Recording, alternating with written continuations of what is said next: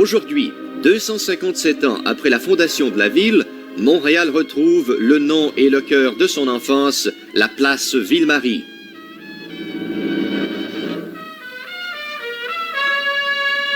Cependant, depuis 20 ans, Toronto tentait de ravir à Montréal son titre de métropole. Pour le moment, la course est terminée, déclare le grand journaliste du Toronto Daily Star, Pierre Burton. Montréal a gagné la partie. Place Ville-Marie donne à Montréal une avance de 10 années.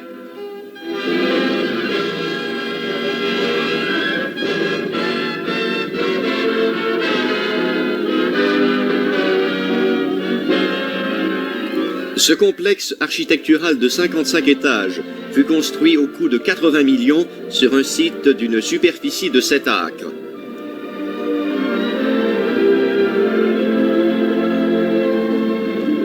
D'un poids total de 150 000 tonnes et construit par plus de 9 000 hommes de tout métier qui ont gagné un salaire total de 24 600 000 $, ce complexe crée un pôle magnétique au cœur de Montréal.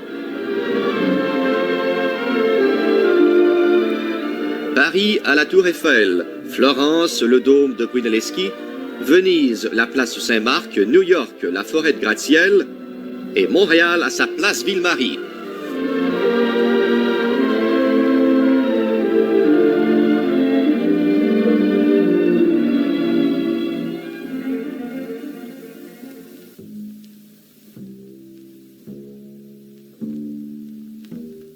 Au point où nous sommes en ce moment, c'est-à-dire à 70 pieds au-dessus du niveau de la mer, soit 5 étages plus bas que le niveau du boulevard Dorchester, s'étend la gare centrale des chemins de fer nationaux, par où les résidents de la banlieue arrivent à Montréal ou retournent chez eux.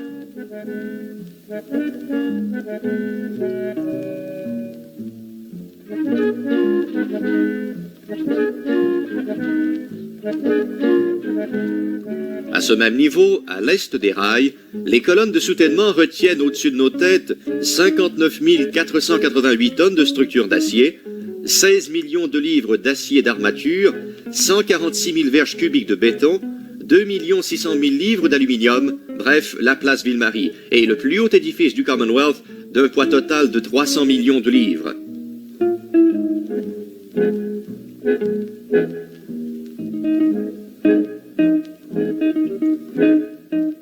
Les urbanistes ont prévu qu'à ce niveau seront aménagées les facilités d'accès à une station de métro. Au-dessus du niveau des rails, 2 étages sont aménagés en terrain de stationnement.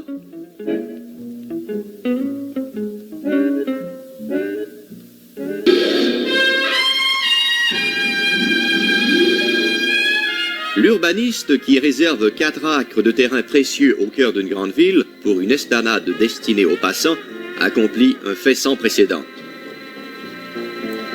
Voilà une des contributions les plus significatives de Place Ville-Marie à la Cité de Montréal. Du centre de la plaza, le passant découvre à l'ouest l'immeuble Sun Life, au sud la cathédrale Marie Reine du Monde, l'hôtel Reine-Élisabeth et l'immeuble de la compagnie CIL. À l'est, l'édifice cruciforme de la Banque royale du Canada. Au nord, il découvre la rue McGill College qui conduit à l'entrée des garages souterrains rue Cathcart.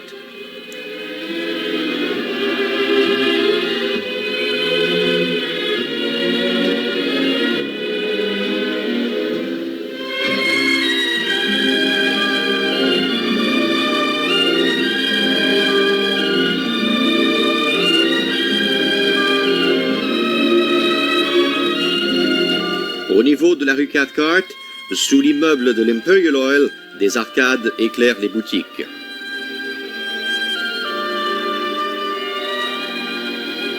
Au niveau de la plaza, l'immeuble de l'Imperial Oil Company forme une arcade, une galerie couverte réservée aux institutions et aux étalages.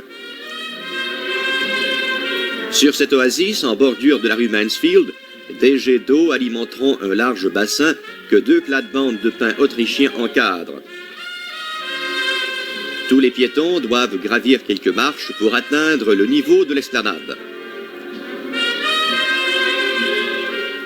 17 lampadaires au cachet parisien aident à décorer et à illuminer la plaza.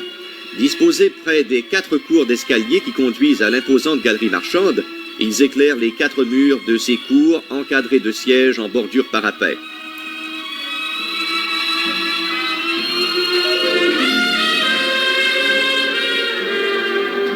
Les cours délimitent le centre de l'esplanade réservé aux activités tenues sur la plaza.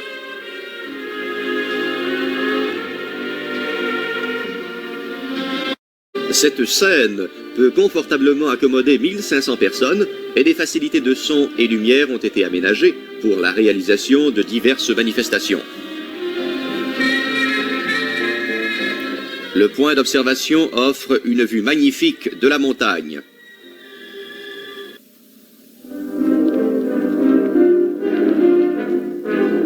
Lorsque nous sommes placés au centre de l'esplanade, l'édifice de la Banque Royale, l'immeuble commercial le plus vaste et le plus élevé du Canada, nous impressionne par ses 53 étages visibles.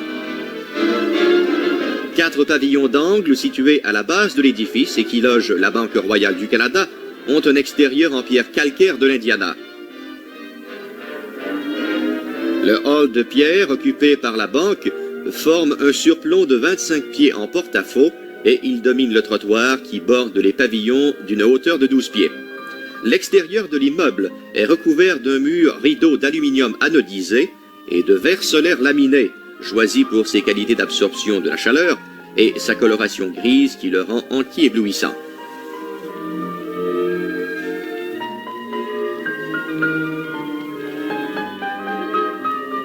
La construction d'un édifice cruciforme est une conception d'avant-garde au Canada. Plusieurs sociétés importantes y ont trouvé suffisamment d'espace pour leurs bureaux et ne sont pas forcées de se loger dans leurs propres édifices commerciaux.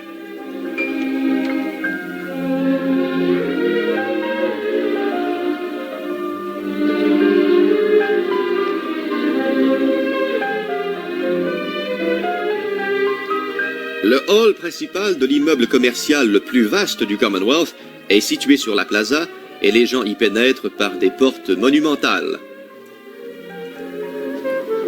Vu de l'intérieur de l'immeuble cruciforme, le hall d'entrée de la Banque Royale du Canada nous apparaît dans toute son imposante architecture. Ce grand hall d'affaires n'a pas moins de 300 pieds de longueur sur 120 pieds de largeur. 18 coupoles vitrées y laissent pénétrer à flot la lumière du jour. Il occupe les 2 pavillons ouest de l'édifice. Pour accéder aux étages bancaires, les passants peuvent utiliser des escaliers roulants.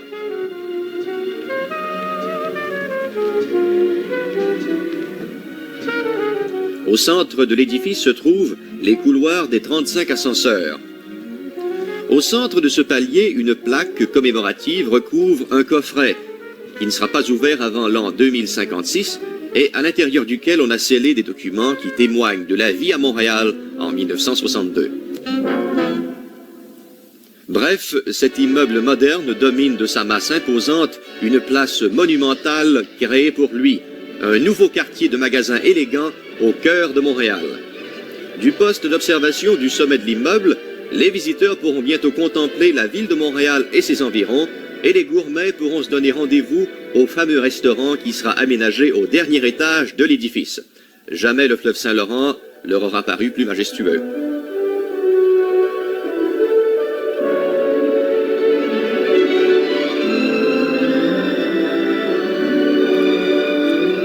Historiquement, la ville a exercé le gros de sa poussée entre le fleuve et la montagne. Une étude globale de la topographie montréalaise a convaincu les architectes et les urbanistes de la place Ville-Marie que la marée montante des rues et des bâtiments avait recouvert ce trésor inestimable pour une grande ville, un site grandiose et pittoresque. La montagne confère à Montréal une personnalité inoubliable et les auteurs de la place Ville-Marie ont cherché à lui rendre l'avantage unique dont la nature l'a gratifié, la présence du Mont-Royal. La place Ville-Marie rouvre l'ancien dialogue entre Montréal et le Mont-Royal, et elle dégage le vrai visage de la métropole, dont les traits caractéristiques peuvent de nouveau charmer le regard et se graver dans la mémoire.